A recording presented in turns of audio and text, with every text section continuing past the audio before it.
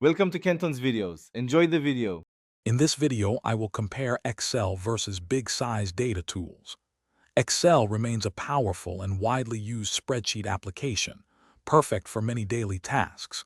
It excels at organizing data, performing quick calculations, and visualizing information with straightforward charts. Its intuitive interface makes it a go-to for individuals and small teams managing up to 1 million rows of data. For smaller datasets and routine analysis, Excel is often the most efficient choice. While Excel is versatile, it faces significant limitations when dealing with truly large datasets. Its maximum row capacity of just over 1 million rows is quickly surpassed by big data. Performance degrades severely with larger files, making analysis slow and frustrating.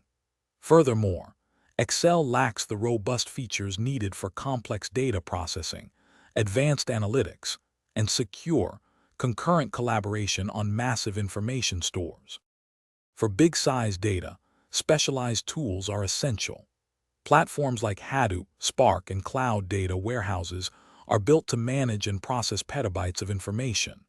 They offer unparalleled capabilities for advanced analytics, machine learning, and real-time insights.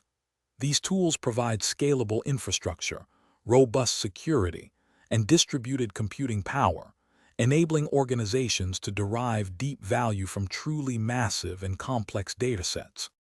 Deciding between Excel and big data tools depends entirely on your specific needs.